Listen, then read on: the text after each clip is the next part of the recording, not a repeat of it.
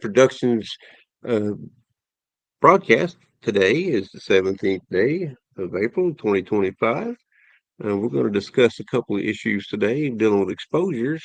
I got my co-host today. It's the one and only Bethany Spangenberg. How you doing, Bethany? Great. How are you? I'm doing okay for an old hillbilly today. But, we we took a little bit of a break. We've been discussing the past several months on different types of DBQs and different issues and ailments that the DBQs are written for. We just noted one. We've spent a whole series on the neurological system, which is pretty important to do. But tonight we want to get back to uh, basics on us because we are exposed vet and we do focus solely up on exposures. Tonight we're going to discuss the PACT Act, Terra.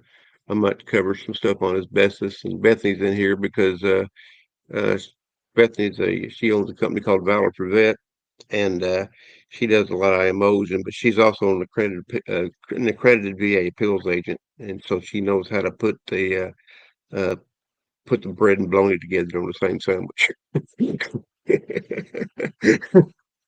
But I want to start off with the PACT Act, Bethany. I mean, personally, I know they have a lot of claims issued on the PACT Act. There's a lot of folks that are on the registries and all this other stuff. But what's the latest information on the PACT Act, or what does it entail anymore? I know it covers exposures like burn pits and things like that, but there's a whole lot more in detail involved with it. Yeah, so there's actually the main focus is the toxic exposures. It Mhm. broadened the eligibility for veterans who um, are eligible for care at the VA system. It opened that window to combat veterans to 10 years, which previously it was a shorter term. Um, it mandated that all all veterans go through a toxic exposure screening. So a lot of veterans received phone calls and asked them about questions that may have exposed or some like to identify things that they were exposed to in the military, such as the asbestos that you had previously mentioned.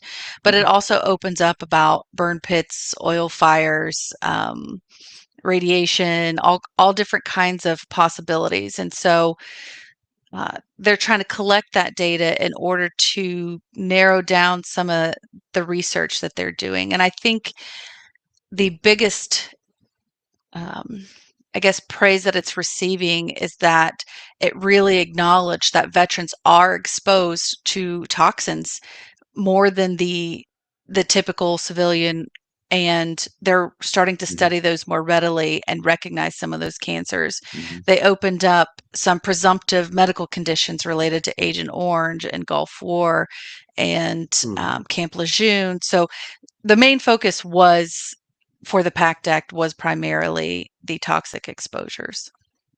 Right. It's just I mean, then also treat toxic exposures out of any organism that is toxic to the exposure basis. The veteran can file a claim for it. Of course, I have to investigate certain things, but still, um, I've been talking to a couple of vets recently. One guy's got some lung issues, and he was over in the Gulf, Mm. and I think his claim got denied, and we were discussing the issue. But I mean, it's very windy over there, in the desert, and what's the desert made out of? Kind of reminds me of Sam Kinison, back when he was talking about his desert and in his little spiel for his jokes. The wind blows all the time and you get sand in the air. Where's that sand go? Up your nose, in your lungs. And guys, sand is something called silica, right? Yeah. And basically it's glass. And so that gets in your lungs. And oh, would that be part of like interstitial lung disease? Look who we have. Well, Senor Cobb, how are you? Yes, I finally got on. Hey, okay. Well, we're glad you could make it, Ray. But would that be considered Yeah, I'm glad to interstitial be lung disease, here. Bethany? Yeah, I'm glad you're here. Yes. Okay. Yes, it can develop into interstitial lung disease. Okay. Okay. So that's what, we're discussing with him, and he filed his claim and got denied. So I told him to reach out and get a good IMO and get his records. So maybe he'll call the right company here very soon and get it done. Hey. One thing. that I think I have a good appreciation for, mainly when it comes to the clinical side of things, is because I have focused on occupational medicine since 2015, and I love occupational medicine. Typically, what I see in occupational medicine, which is kind of different from other fields of medicine, is that typically your workers want to get better. Your patients want to get better. They're motivated. They want to get back out earning money and being independent and not being kind of slowed down.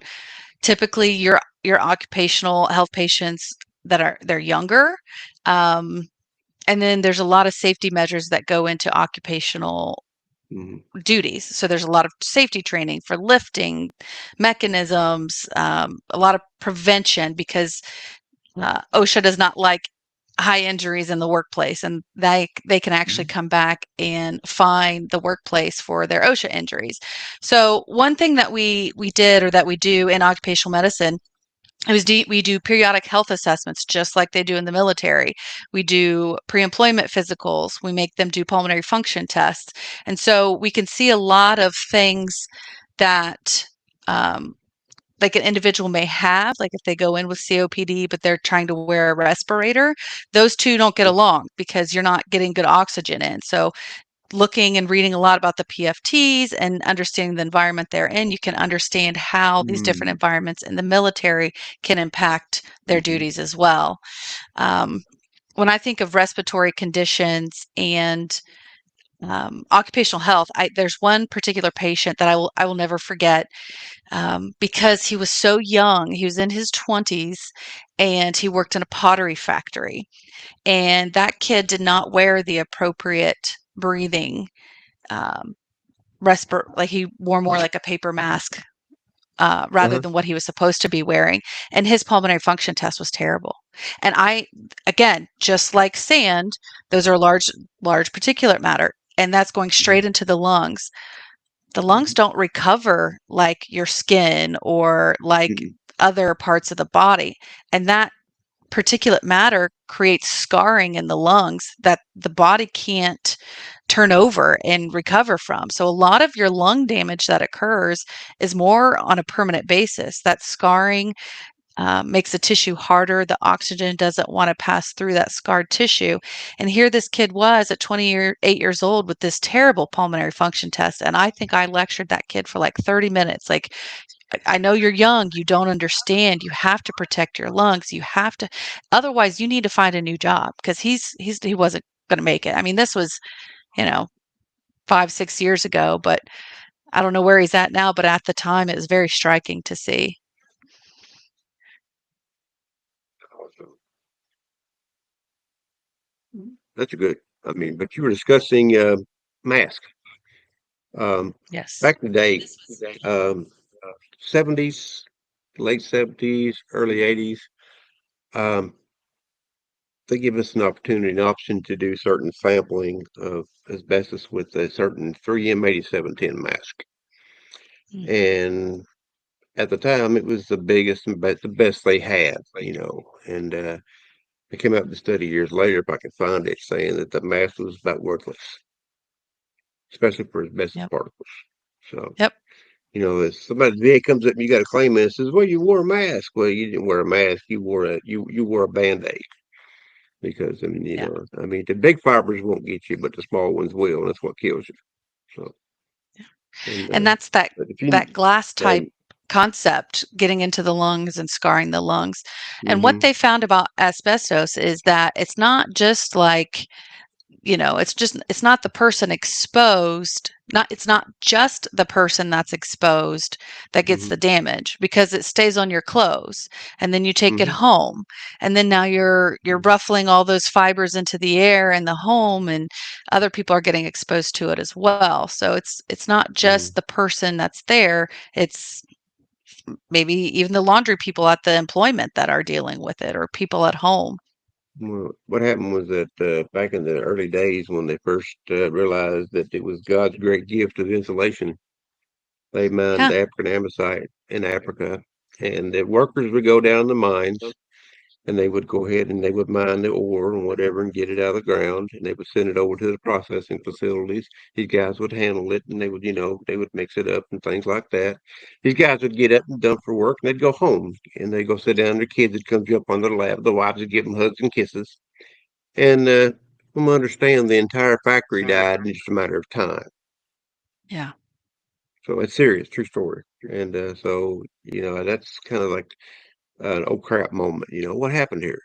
Well, what happened here is this stuff is toxic, especially African amblesite, because it's basically be the smallest fiber asbestos, and they use it in a lot of insulation in a lot of muds and things like that. So, and once it breaks up, we're talking minute fibers that get in your lungs, and it's not, it gets everywhere else too, and get in your throat, you can get your kidneys.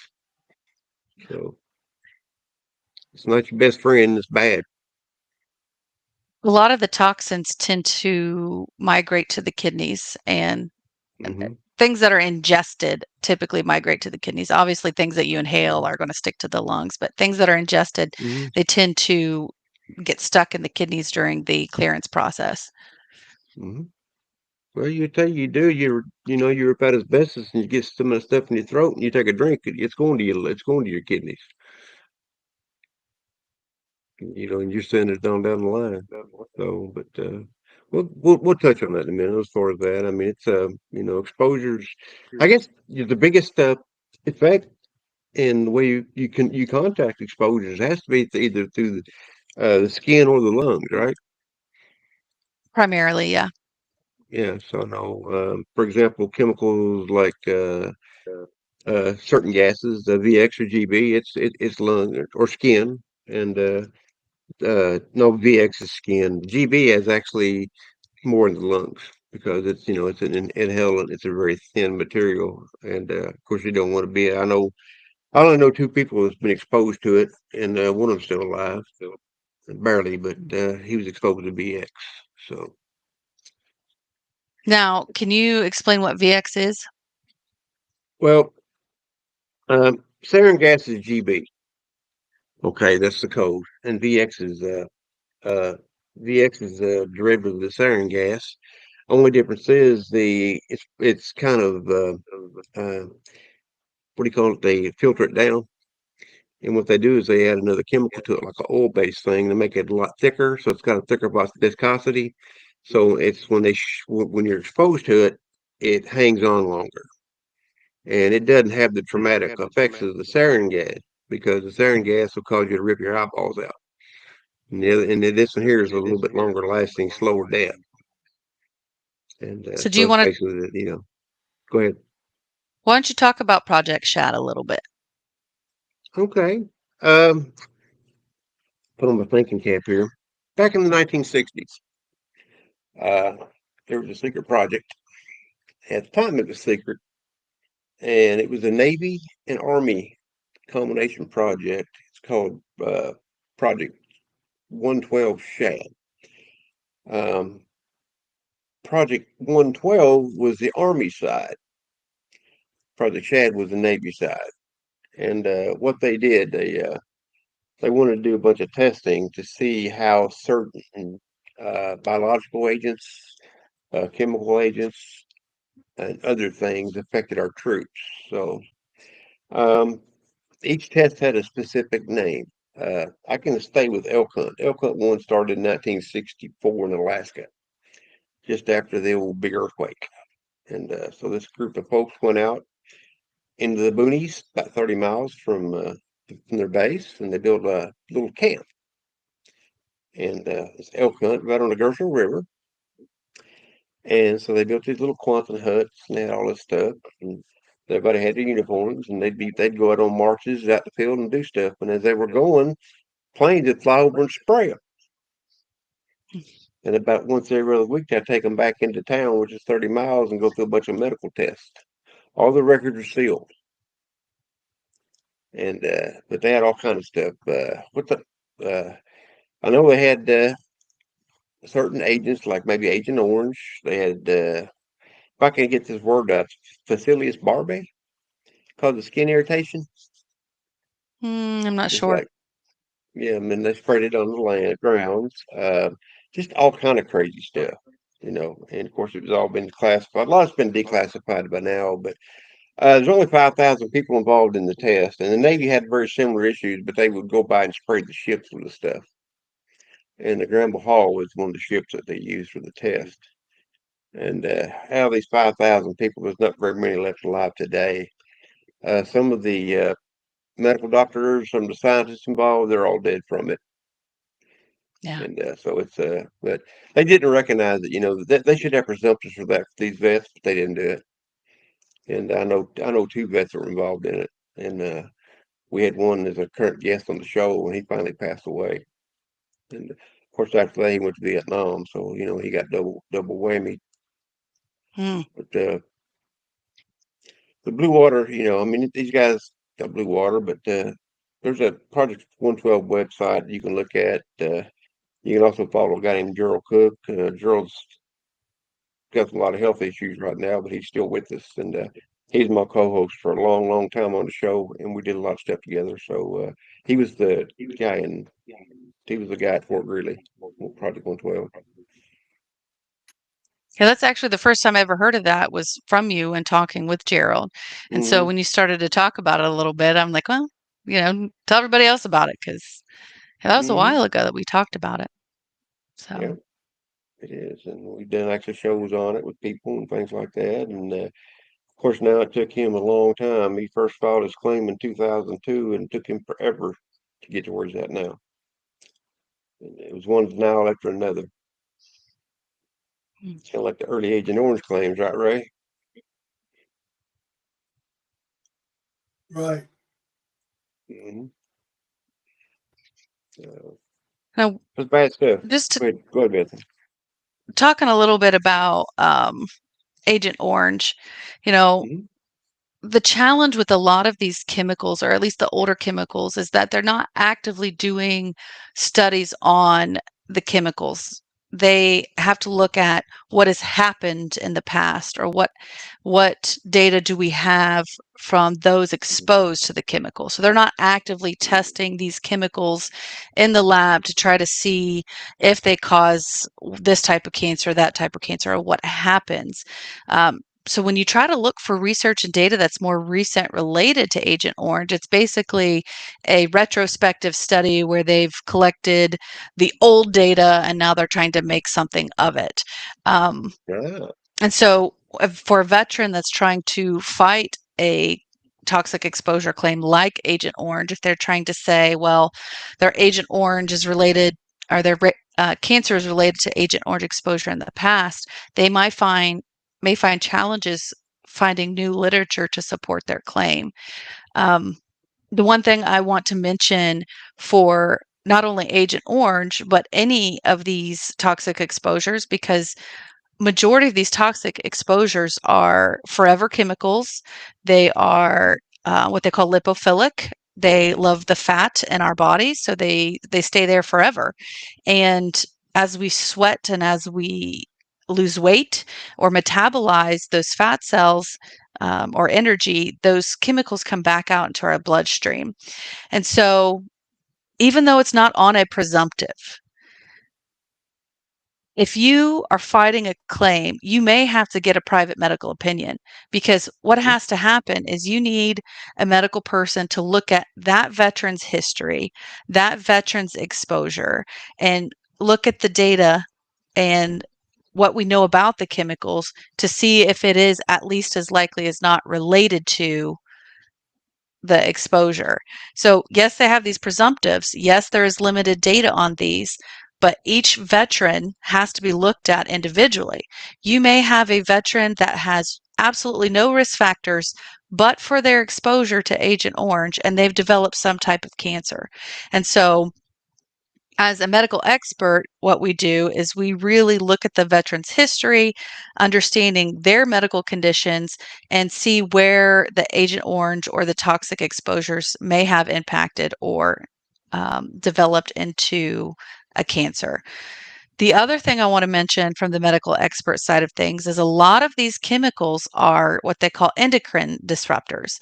So they tend to cause thyroid issues, diabetes issues, um, any endocrine system is very susceptible to those chemicals and how they may be changed. The other thing is, and this is where the cancer comes in, is that these chemicals change the way the body, uh, the way the cells function. It mutates the DNA and disrupts the communication on how they're supposed to turn over. And so with the mutation of the gene, that's where the cancers develop.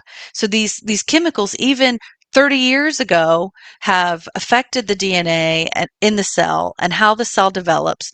And then 30 years later, you have some type of cancer. Again, this is something that case by case basis needs to be looked at for the veterans when it comes to service connection. And don't just sit for a presumptive. Don't just say, well, it's not on the presumptive, it's probably not related, and move on. Sit down, have a discussion with your surrounding veterans, with your spouse, with your family, and talk about it and see, where these exposures or in other, even your occupational work may have contributed to the development of your disease. Saying that's a great point because there is a doctor at Vanderbilt University, and I forget what her name is. She's written 2 books already about Agent Orange exposure and the side effects and things that are not on the assumption list. And she was in a conversation recently. Um, she made the point that some of the studies to which the military has done in other or other groups or organizations do not concentrate on veterans that were directly exposed in Vietnam or any other location. But they have gone to the plants and where it was produced, and they have done some research there, and they're trying to say that's legitimate. But what they're doing, they're interviewing people up in the front office and up in the front part of the plant that was never around it, that never had anything to do with it, never touched it or came anywhere getting close. And she's got a couple of books out that might be really worth reading. But going back to your point, that was one of the things she said. It was that there's a lot of things that she believes, and she's been able to research at Vanderbilt, of other problems that are not on the assumption list created by Agent Uh, Orange. Let me That'd give be you a a little good history guest on to the. have on the show sometime if we could Let me, convince her yeah. to come on. Well, just have to get James on too, because he'd have to maybe he can coax her into coming on, because she kind of likes James. But uh, Agent Orange, Bethany, when NEMA first came out, and at first it was a very hot topic, and the presumptives and everything else, because the NEMAs took all this stuff and made it into law, but the court case. The research that they had on Agent Orange was basically what the manufacturer had said, MSDS and things like that for the chemical. Any field research really wasn't done in the U.S. It was mostly done in Australia. So they had a lot of Australian information and things like that they had to use, but there was really too much in the U.S. And um, that we're talking maybe what 80s, 70s, 80s when it started blowing up. That started popping diabetes and all kind of crap. What's going on with this stuff? So that's back when the VA would write you a letter. Your claim was not well grounded. Hit the road, Jack. You ever seen one of them, Bethany? Seen a lot of them. Yeah, your claim And was that's not that's well where the grounded. veterans get frustrated, especially Vietnam veterans. Hmm. It's like you it was terrible when we were deployed, it was terrible when we came home, and now I'm just making another fight. Most people, they don't want to Hmm. deal with it and they just move on and live life without ever thinking about their illnesses because of their time in service. And so Hmm. I think that's for me and what I've experienced, I think that's the biggest hurdle with the Vietnam era veterans is getting them to to accept the fact that they may be entitled to something, and that if you have Hmm. somebody that can guide you through the process and take the stress off, then Mhm. you can be successful. But like I said, most of them Mhm. just put their heads down and just truck forward, and they don't want to deal with the government anymore. Okay, that's a good point. I want to tell vets really important point. Now, I know Ray's situation with his Agent Orange claim. Ray was exposed to Agent Orange, and he was the second veteran in the world, the country, to get his service for Agent Orange exposure outside the outside of Vietnam. He was stationed here and was exposed at Fort McClellan, Alabama. Guys, if you're going to file a claim and say you're PACT Act limited to where uh, you're limited to the sandbox, okay, you know, to the Middle East and things like that, but you were exposed to the same types of stuff here. You can't Yes. use the presumptive statute in order to file your claim, but you can, and you should, if you want to file a That's claim, correct. use a direct service connected lane to file that claim. It'd be a little bit longer process, but you can still get her done, And in saying that, well, and also the important part about that is veterans, you need to keep in mind when you file a direct exposure or a direct accident, you got to prove who, what, when, where, why, and how. And that's Mhm. got to be documented. And the best way, I mean, even, in my case, I had eyewitnesses, I had management, I happened to be actually, it wasn't where I knew I was exposed, but I was actually in the chemical training center building. I was on the Mhm. first floor and the lab was on the second floor. Right. And our drains were shared by each other. So if something got washed down the drain, it came from there right through our photo lab, right on out into the pipes. And with that being said, the most important thing for in my case, and I was very fortunate, is photographs. It's hard to Mhm. argue That's against a cool. photograph. So if there's something that happened and there was a photograph made and it might have been made just with no intent to do anything with it. Sometimes you can find those through Library of Congress. I did. I was able to Mhm. find not only mine, but some photographs that a previous photographer had made of the guys actually spraying the Agent Orange. And that I think that it's hard to argue with a photograph when the guy's standing there with three tanks on his back and a little spray gun pointing it down at the ground. I mean, yeah, you can't tell if it's Agent Orange or what, but remember, what you have to prove is it's likely it's not.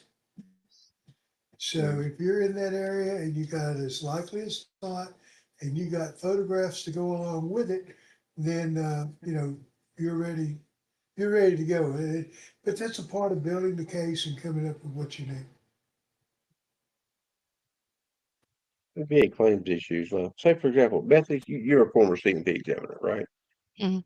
Okay. Say, for Yes. example, you have a guy that has a presumptive condition based on maybe it could be Agent Orange, could be anything, and say they send him to you for a C&P exam. Okay.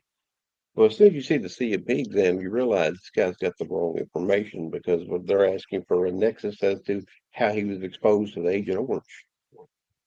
You know, And so if it's a presumptive condition and you get and you see that, it's kind of weird because I mean basically if he's already got a presumptive issue, you should be able to do the C&P based on it and try to get a level of severity, right? For the issue. Yes. But you wouldn't have to be worrying about providing a nexus to whether he was exposed or not. Is that correct? Correct. Okay. What I've seen it both ends of the spectrum. Yeah. Yeah. I have seen it as well. And while we're on presumptives and medical opinions, I want to talk a little bit about the patterns that I do see when it comes to VA medical opinions. Um, the rater may ask about a condition being related to a toxic exposure. And for some reason, the C&P examiner says, in their opinion, well, it's not on the presumptive list, therefore it's not service related. That is not correct.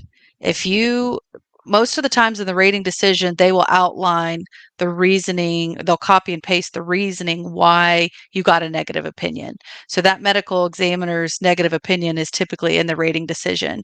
And you will see in there that the medical examiner opined that the claimed condition is not presumptive of Agent Orange exposure. And that is not the way it's supposed to be done. They are not asking the medical examiner to identify whether or not it's a presumptive. They are wanting you to look at these studies. They're wanting the medical examiner to look at what the research has shown. What does the EPA say? What are these other uh, chemical research studies say in relationship to the chemical and the claimed condition? Additionally, they want that examiner to look at that individual veteran, look at their history, and understand where the claimed condition may be coming from. So I see that error a lot. And more recently with the Tara, what I'm seeing, and I still don't understand this, and I'm starting to think it's intentional, but they will ask whether or not a condition is related to a toxic exposure, even though that is not the way the veteran claimed it. So, for example, I actually pulled up the file right here because I want to remember to talk about it. There was a claim for sleep apnea, and they claimed that the condition was secondary to their respiratory issue. And the rater, in this case, the rater proposed the question or submitted the question incorrectly to the examiner. So the rater in this one says, is the veteran's sleep apnea secondary to a toxic exposure related activity?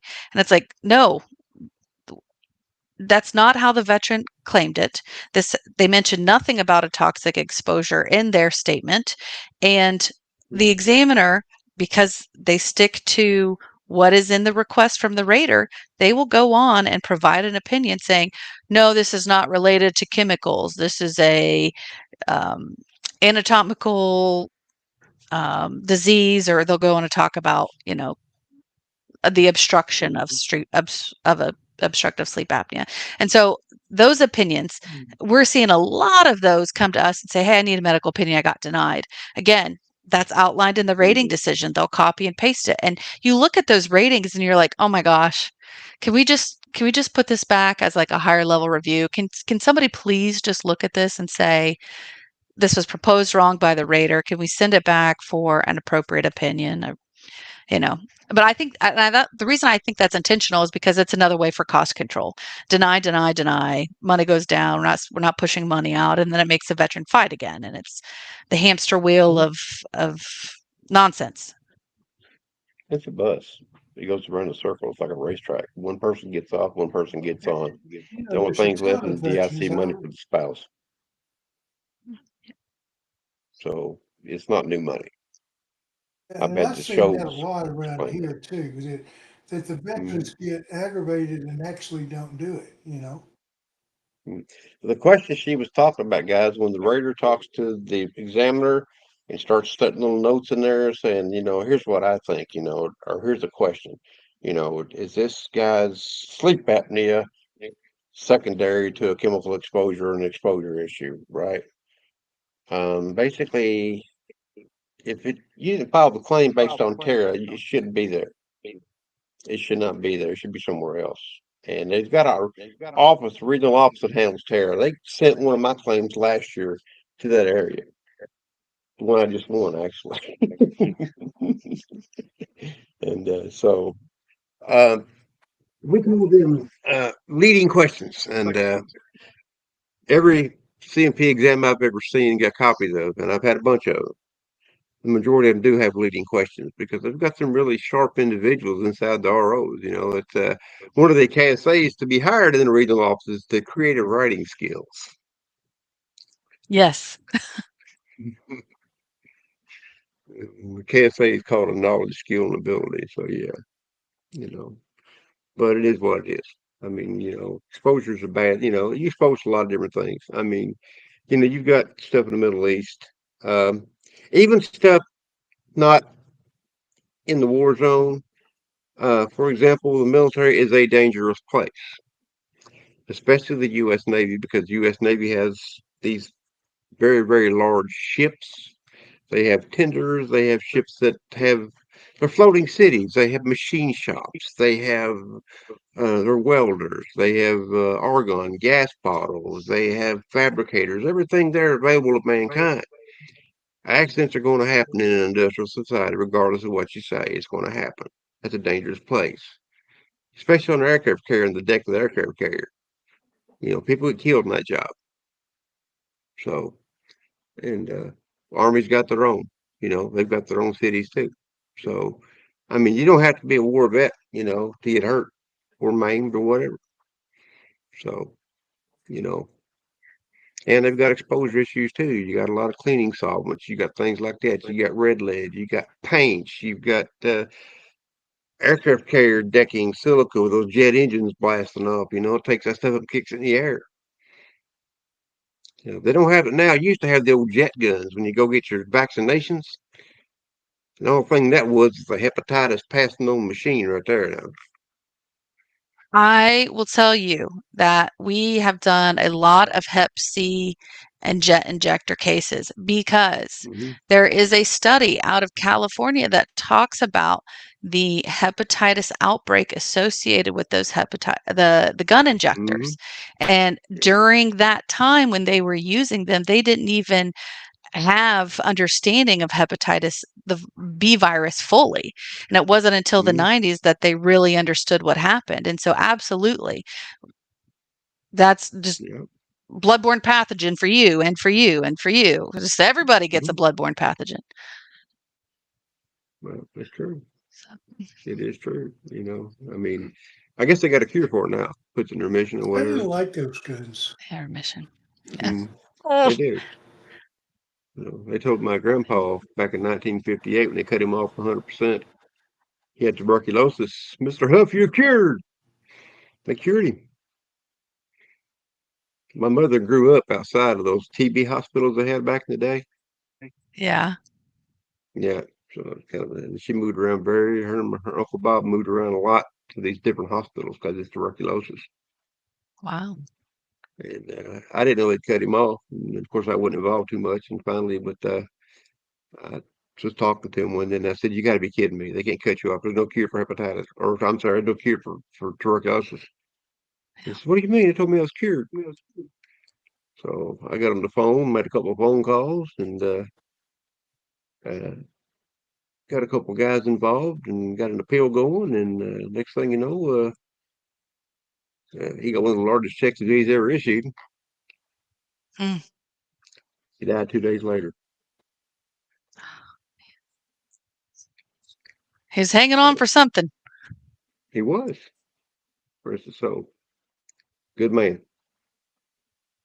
Now, you talked about stateside exposures, and we talked a little bit about the Agent Orange being stateside. I want to talk or mention the contaminated water exposures in Camp Lejeune.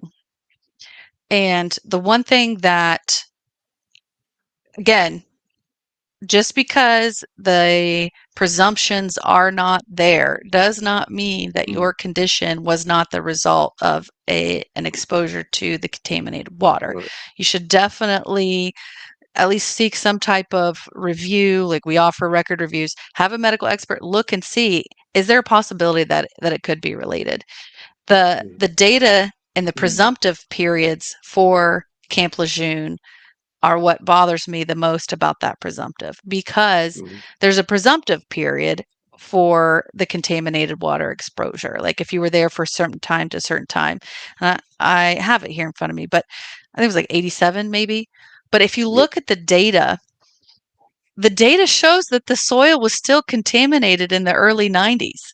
So why they cut that presumptive period off in the 1980s is mind-blowing to me, because that the soil data is still showing, or still showed, that it was elevated into the 90s. And so even if you are a Camp Lejeune veteran that served there after the presumptive period and you develop something that you might think is the result of the contaminated water exposure, seek the expertise of a medical opinion or a medical expert in this area. There should be environmental impact studies based on that because if it's something still hot, they got to keep testing. Yeah. And because it's got to be cleared. And I know a couple environmental scientists that actually work on stuff like that. And if it's still involved and still in the And I groundwater, think you can and get things like those. that, yeah, you can get them, but it's still they have to clear it. It's kind of like all hands, all clear. So, but they know that this is a smoking gun for the people filing claims, so they got presumptive issues. However, if you don't have a presumptive issue in a situation that's still there, you get that evidence that's still there, you file a direct service connected claim, you look to get that evidence and submit the claim, you can't lose, you're going to win. Because they can't say that, oh, it's gone now. It's like, Ray, you never used Agent Orange. You were never exposed to Agent Orange. We did not use Agent Orange inside the continental U.S. How many times have you heard that one, buddy? Oh, I have no idea. I mean, I have probably 10 letters telling me that Mm-hmm. back Yep. from the claims division. And And you owning talk, it. Agent Orange is known to stay in the soil. It's been up to 100 years. It's Mm-hmm. supposed to stay in the soil 100 years. You're right, it's not going to go away. And, there's some documentation. You have to do some legwork, guys. And I know, like, if you're my age, I mean, all this stuff that we're doing here tonight even is all new to me. And when you get into this type of thing, you're going to find out in order to get your research done, we're going to have to turn to a younger person, whether or not it's a grandson or granddaughter or someone of that age group in their 20s to We got it, help you Bethany. because, uh, here you're looking at, yeah, I mean, the best place to go to find any of those contaminations, if you can get them to release it, is I can tell you two examples of this. One is to go to the Corps of Engineers because they have to keep all this records. Now, as soon as Yep. the Corps of Engineers comes back and tells you we cannot release those, that's because they're classified. Now go to your congressman and ask for copies. Now they may send you a copy. When the one case I did this with, they sent the guy a copy of 27 pages of an area that he said he was exposed, and they had blackened out 70% of it. Just took a Mm-hmm. line and blackened it out and said it was because of security. That's So called what we redacted. did, we sat down and wrote a letter, said, well, it's this, the fact that you blackened it out, the fact that it was national security, and the fact that this did happen in 1965, 66, and 67, when he said he was at that location, it's as likely as not that the chemical of Agent Orange was used, meaning that there's a 51% chance or a 50% chance, and that 50-50 goes in favor of the veteran. But without that, once we turned that letter in, we had an answer in 3 weeks and he was approved at 100%. It's But if awesome. we had not had that documentation to which our congressman got that had been blackened out, we would have never won the case. I mean, Hmm. he would have passed Mm-hmm. away 2 years later. His wife would have not had anything, and it would have all been a lost cause. But Try to pat yourself on the back, I right? convinced him, and he didn't want to go to the congressman. Mm-hmm. He told me, I never will forget this. He said, "My congressman is too busy to help me." Mm-hmm. I said, "That's his job.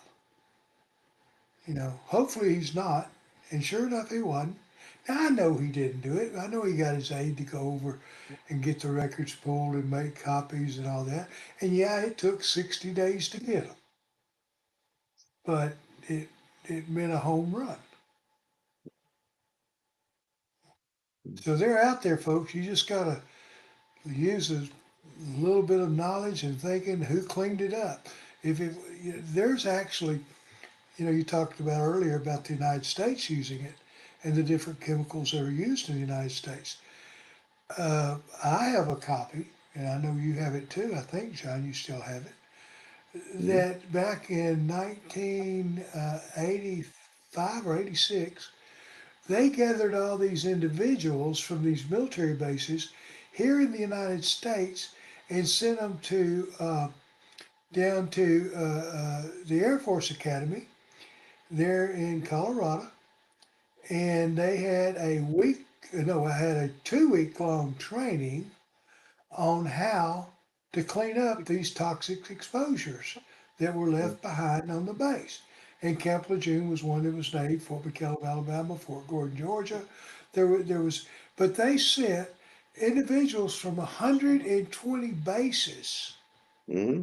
from the continental United States to attend that 2 week seminar on how to clean up these toxic chemicals. But they didn't use them.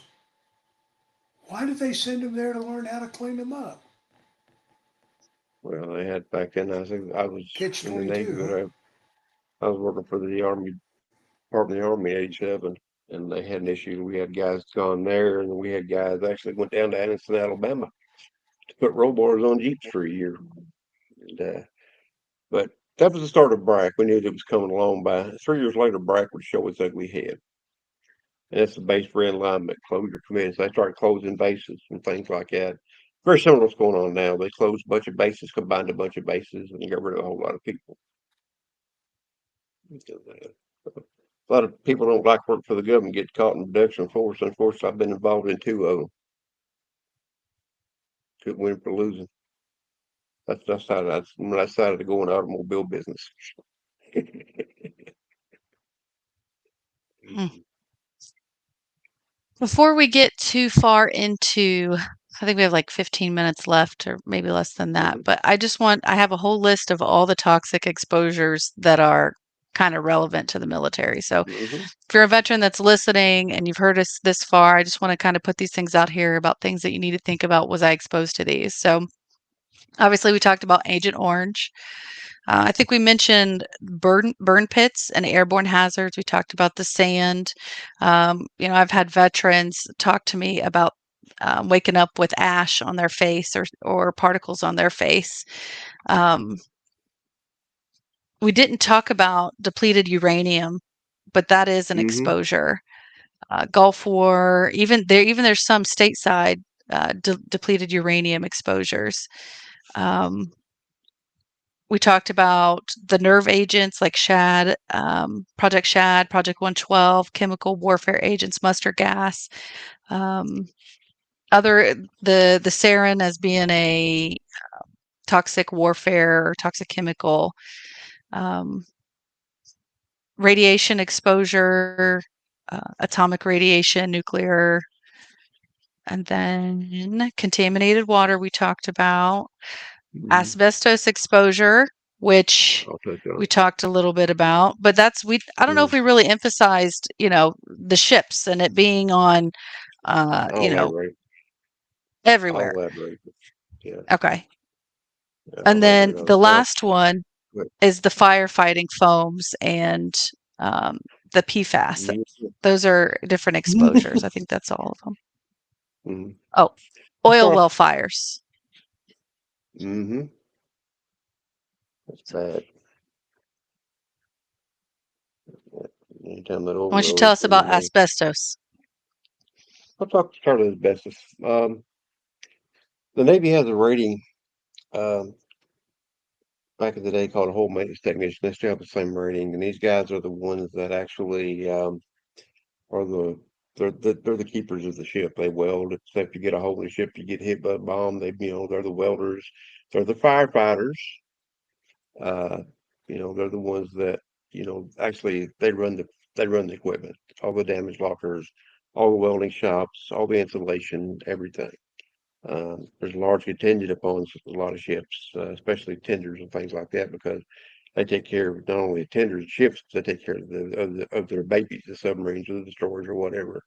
Asbestos is used uh, from the early 19th century, well, early 20th century, excuse me, all the way up to probably I think if I'm not mistaken, I think the 688 class submarine was the first basically asbestos free, and so had some asbestos on its submarine. Anything before then had asbestos all over the place. I mean, these ships had them in steam pipes, engine rooms, engine compartments, even had them in the flooring in between the engine room and the main decks because it was very hot down there. There's a lot of asbestos types used. There's chrysotile, andesite, different types for different purposes. And what happens is after a period of time, uh, the insulation, the lagging, they call it lagging, gets crumpled or just gets dingy or gets damaged by like moving machinery around. And sometimes you have to replace the piping, and you have to remove the asbestos.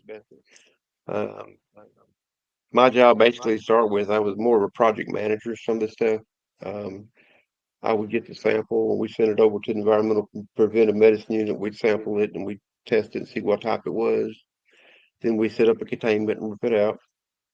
And they'd go ahead and they'd redo the pipes and re-weld them and new pipes and things like that. And they would re-insulate it, mostly done on submarines. That was our big job, our area. We were a repair department.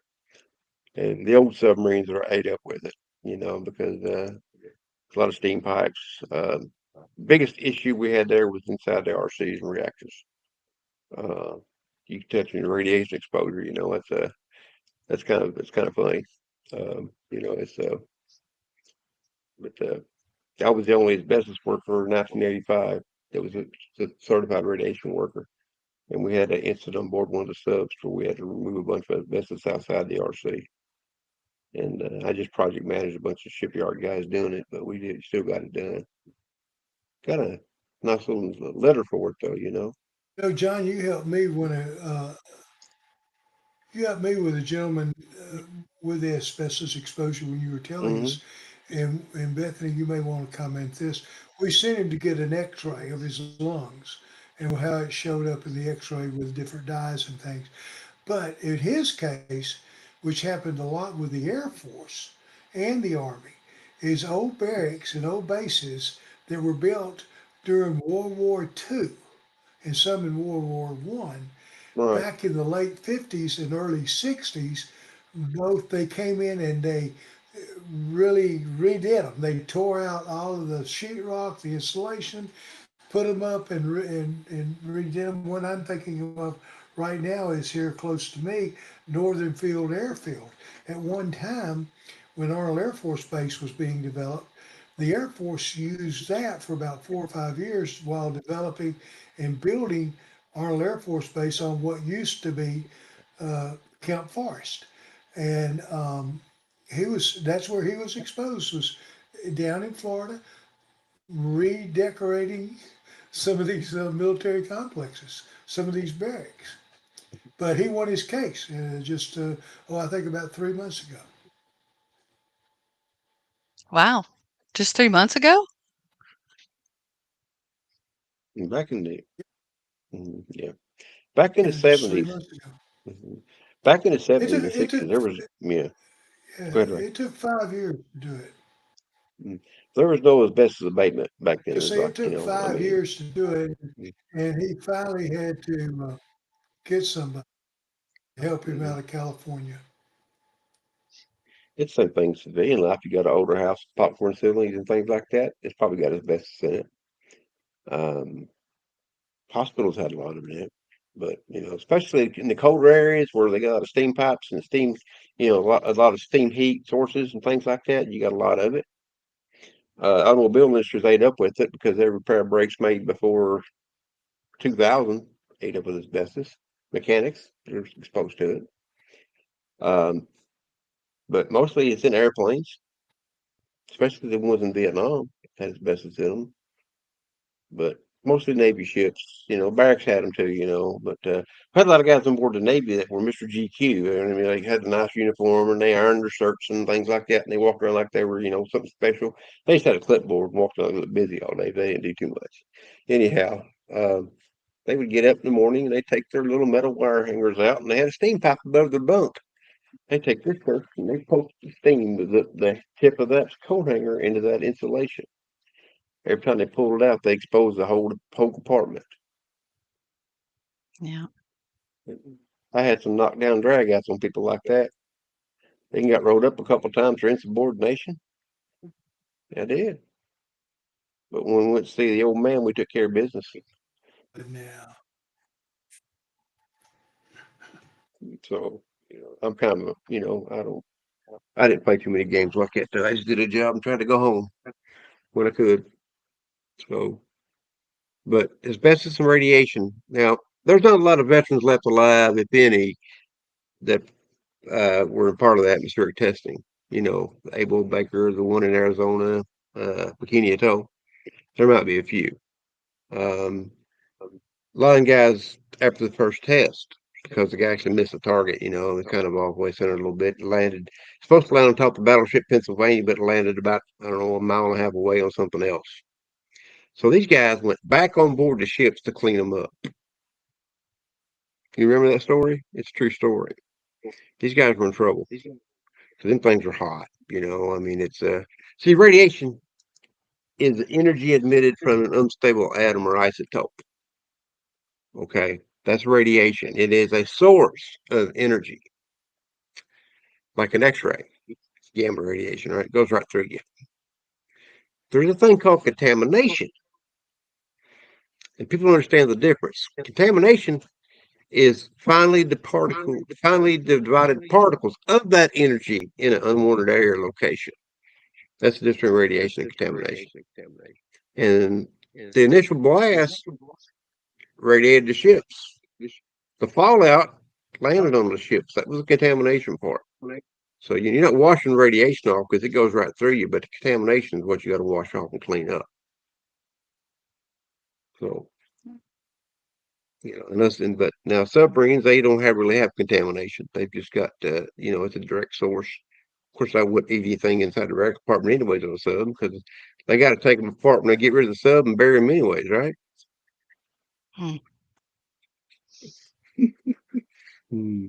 Remember, we got portable reactors too. Fort Greely had one, and it leaked. And we've talked about that quite a bit, actually. Mm-hmm. Yeah. Well, if you guys need any advice on asbestos, go ahead and send an email to exposedvet@gmail.com and I can give you some pointers on it. I've got the documentations, my certifications, and everything, so I might need to. That's good. Make a resume up.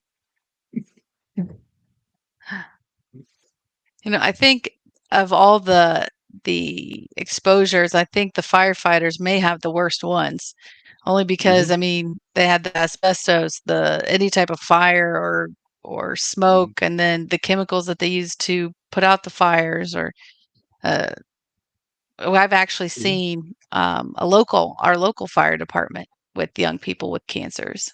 So Well, yeah, that's another one of God's great gifts. Hey, this stuff smothers this. We got a fuel fire. This smothers it. Let's put it on it. That's what they did. yeah. That's AFFF, they call it. This comes in a big gray container. You stick a hose in it, stick the applicator, and it mixes with the water, and poof, you got the prettiest white foam ever was.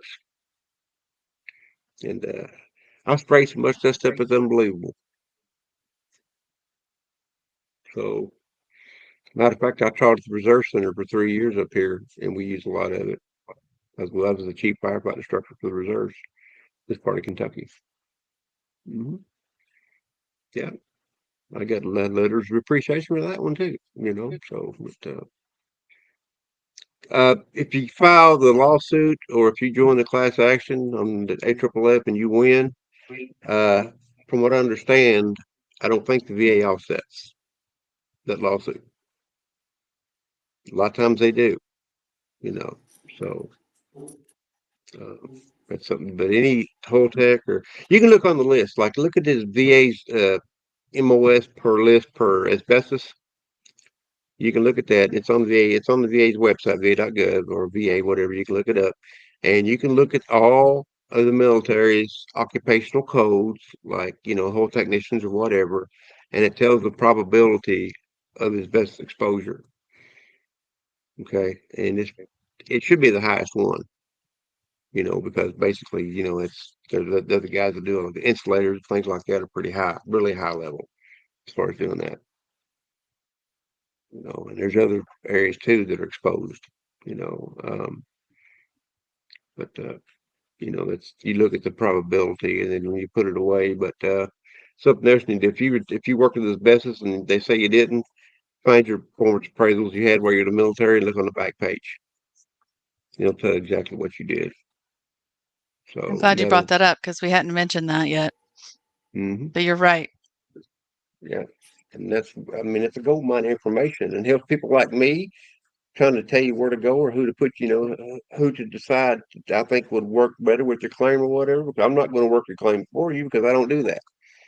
You know, I'm a roadmap. Okay, yield, go left, go right. Um, you know, I could get an accreditation and start hammering claims, but I'm getting old. Mhm. But that's what we do. You know. You young Oh. whippersnappers. Mm-hmm. Yeah. So. But it is what it is. I All mean, right. you know, it's VA in a nutshell because it, you know, I mean, it's they should change the name of the VA to the DVA, the Denying Veterans Administration. And It's a lot. Well, we've got about out of time actually. So if anybody have any final comments, anything they want to say? No, thanks for doing this, Beth, and we do appreciate it. I mean, I think we have a new format, and I'm going to watch it on YouTube after a while and see how it does. So you guys go to Jay Basser's Expose That Productions on YouTube, and you can watch all these shows, and you can watch all the latest shows we've done, and you see a lot of interesting people, and that would be a good thing. I'm excited. Be a real good thing. Hopefully this is smooth. Well, it should be okay, and we'll get better at it once we get ironed out. You know, you're not going to jump into it and hit home runs first. You know, you got to take some pitches first, right? You know? Hey, I'm looking for that home run. All right. All right. Well, Sign us off, John. guys. All right. That's it, folks. We do appreciate you watching. On behalf of Bethany and Ray, this is John to Expose That Productions. We'll be signing off for now.